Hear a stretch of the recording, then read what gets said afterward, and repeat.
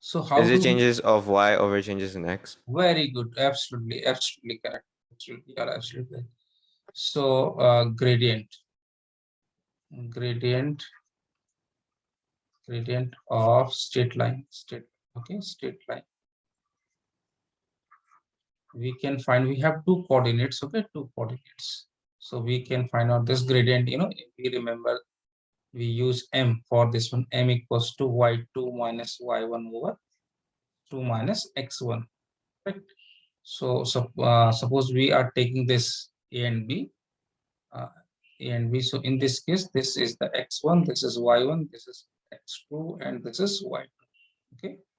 So we find out gradient. Then y2 is how much? 6 minus 4 over 7 minus 3, right? 7 minus 3. This 6 minus 4 is 2, right? 7 minus 3 is 4. That is 1 over. Okay. Am I clear? This is 1 over 2. Now this time gradient, you are finding gradient at this point. Gradient means you are finding at a. Okay. So gradient means what? What is the angle made by line with the horizontal line? Horizontal means like this. Okay. So wait. Horizontal line means line parallel to the x-axis. Okay. Line parallel to the x-axis is called the horizontal. Okay. So now, okay. So this is the theta, or this theta. I mean, this is inclination, and this is the gradient. Now this time the gradient at point A. Gradient at point A is 1 over 2, right? Gradient at point A. At point A is 1 over 2. Gradient, what will be at point B? Suppose I take some more points C. Suppose I take one more point D. Okay, here also suppose X. So B, C, D, X. Gradient at these points, what will be?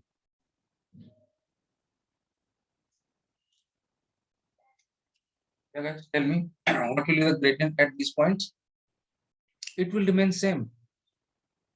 Gradient of a straight line at any point is same. Am I clear? Right?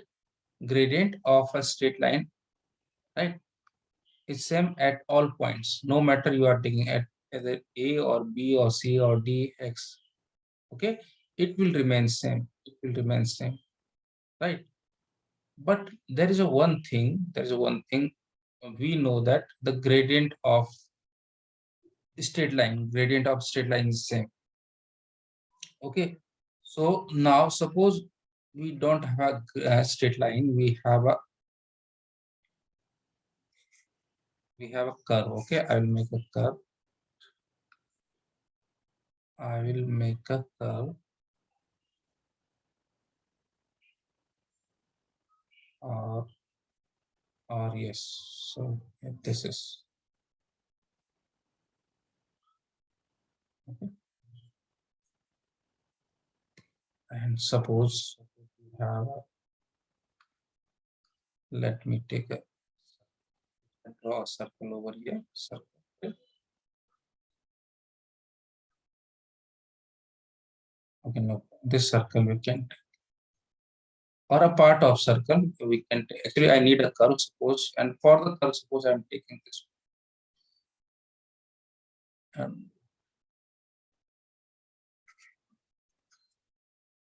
Uh,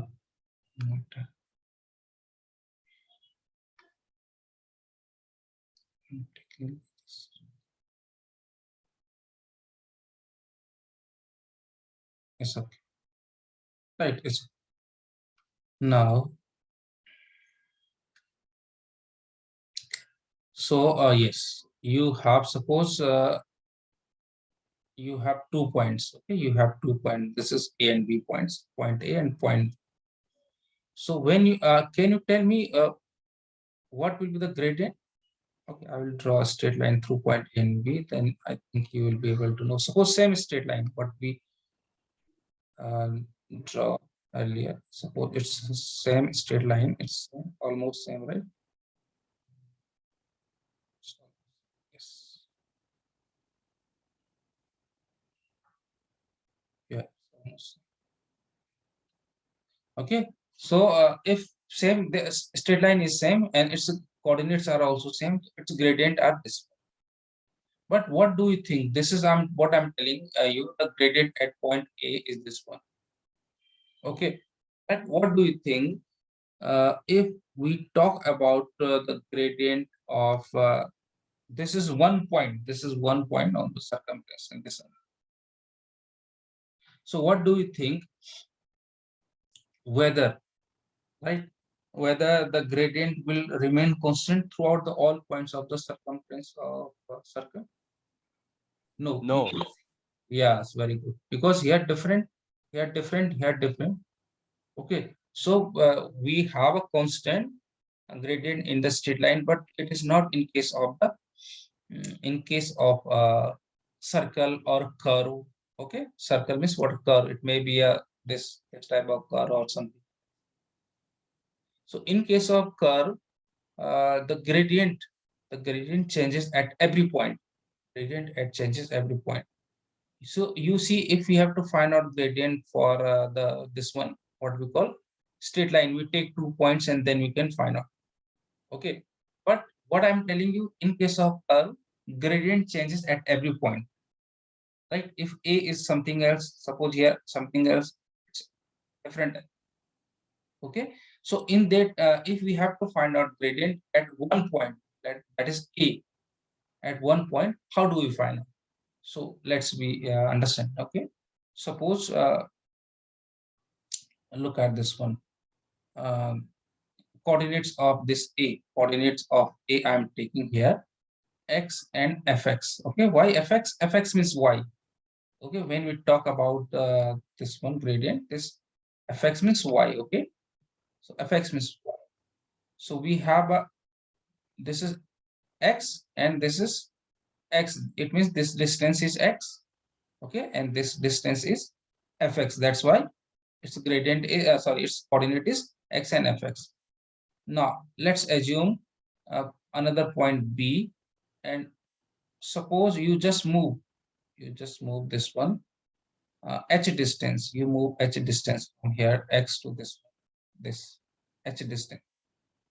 Okay, so when you move h distance, now this coordinate distance from the origin will be x plus h. Okay, and in this case the value of function, okay, the value of function means y will be f x plus h. See, earlier it was fx because it's x value, right? Now since the distance from the origin is going to be x plus h, and function y value is going to be f x plus h. Okay, understanding, right? Suppose this is a straight line. Suppose this is a straight line. This, okay, first I'm assuming this is a straight line. So gradient of AB, gradient of straight line AB. Okay, straight line AB at A, point A. Okay, at point A, y2. So this is what, now you can see this is x1, y1, this is x2, and this is y. Okay, so what will be its gradient? It's a gradient y2 means fx x plus h. Okay, and y1 minus fx. What is the this x2 x plus h and minus x. Okay, now you see this my plus x minus x cancel. Now this fx plus h, right, minus fx over h is the denominator. So this is the gradient in form of the function, because we are going to. But now what I'm just now I have to find out the gradient at one point. So I will decrease this h distance. So this h is very close to 0, right? Very close to 0. So how do we write this one, or we say this one? H tends to 0. H tends to 0 means h is approaching 0. H is approaching 0. H is not 0. H is not 0, but almost. equals to 0 or approaching 0. So in that case, I will use one sign here, limit h tends to 0, limit h tends to 0, fx plus h minus fx over h. Okay, function is same, but I will say that limit h tends to 0. It means h is approaching 0. H is not equals to 0. Approaching 0 means almost equals to 0. Okay, so this is called the gradient function. This is called the gradient function. This we can write this symbol equals to, if we say this is f, so this will be f dash x. Okay, or if we represent this by y, we will say this is dy over dx, dy over dx. Okay, so this dy over dx or f dash x will be, this is called the gradient function. This is called the gradient function. Okay, this gradient function. Am I clear to everybody? Clear, sir. Now, so what I told you, this is the power rule. So suppose we have function fx equals to or y equals to x to the power n. So we write d over dx. D over dx is the symbol of the derivative or differentiation, right? So d over dx, we write both sides, and how to solve this power n times x to the power n minus 1, like this here. Okay, we write d over dx here and here also, right? And then this becomes 4 and power 4 minus 1 is 3. I will take one more question. Suppose there is a coefficient, look here. Suppose we have fx, okay, fx. This time I'm writing fx. So fx equals to, suppose we have 4 and x to power 7. Okay, 4x to power 7. So in that case, what you will do, guys, pay attention. Okay, you have to write d over dx. First of all, both sides d over dx. And here also d over dx for x to the power 7.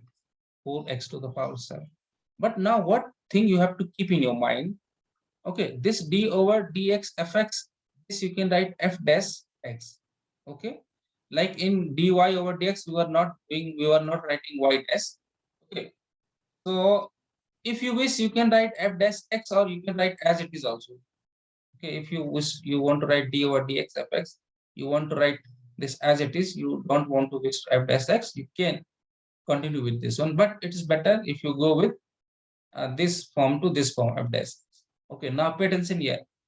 Whenever, please pay attention, whenever if we open this one, we solve the power. Okay, power number, coefficient. The coefficient is not differentiable. We will not do anything with the coefficient. Coefficient will remain on its place. 4 will remain on its place. 4 is 4 times. Now you solve only x to power 7. So this is 7 times x to power 7 minus 1. So 4 times 7 is 28, and x its power 6. Am I clear?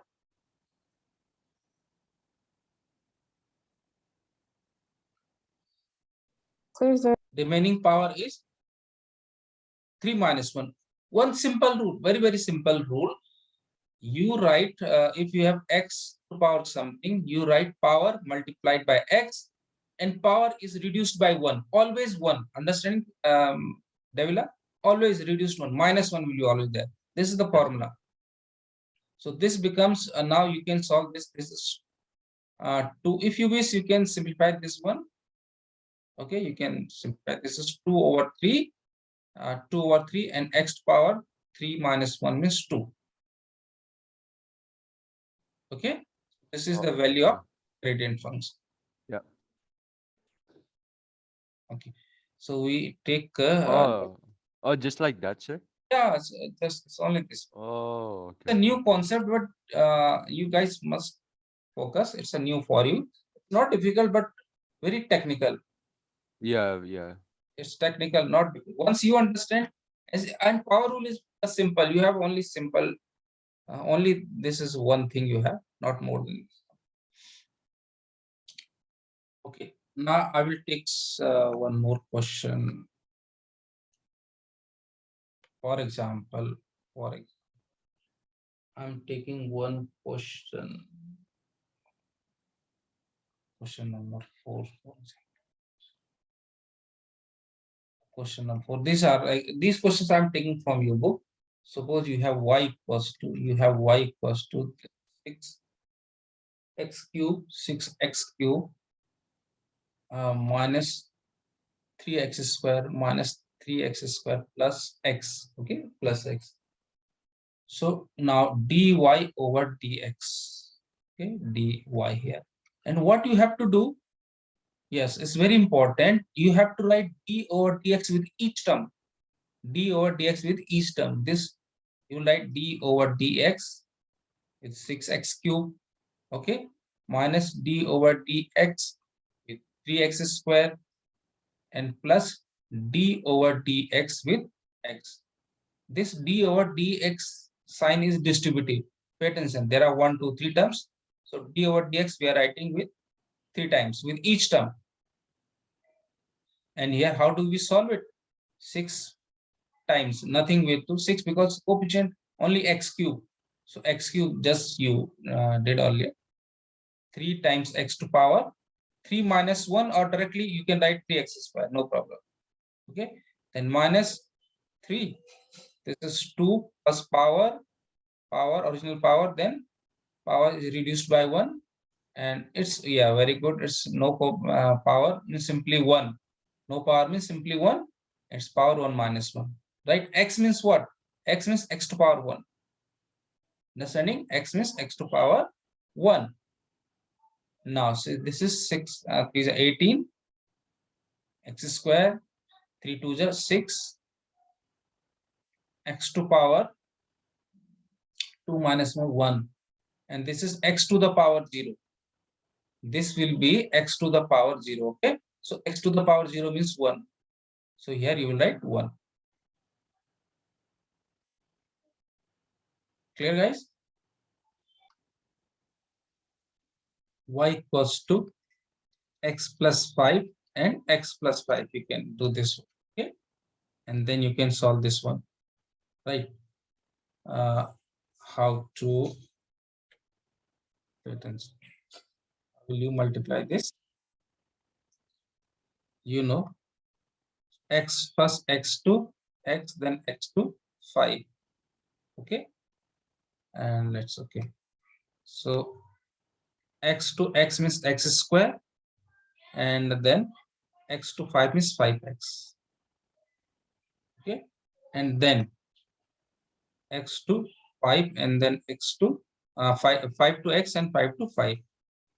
So this becomes 5 to x 5x and plus 5 times 5 is 25. Okay. So first of all, I'm simplifying this one. So this becomes x square plus 10x plus 25. Okay, W. Now you have y equals to x Yes. square Okay, Debula. plus 10x plus 20. Now you have to find out gradient function or derivative. You will write d over dx both sides. D over dx. This is y over here, and here d over dx with each. This is x square plus whatever sign is d over dx 10x. Okay, and d over dx 25. So here, 2 times x to power 2 minus 1. Here 10. Okay, here x to power 1 minus 1, and yes, one very important, the gradient of constant 25 is constant. 25 is not having x, it's constant. So gradient of a constant is always 0. It's always 0. Okay, so this is 2x and this is 10. X to power 0. Okay, x to power 0. If you remember, we have already this x to power 0 means 1.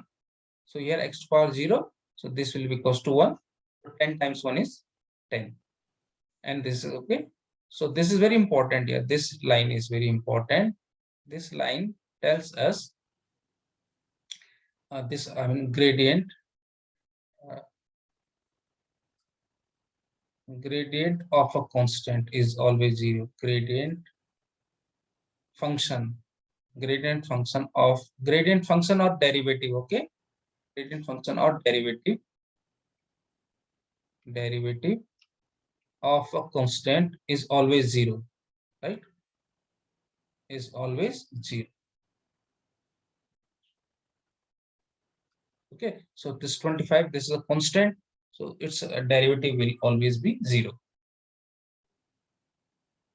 Clear, guys?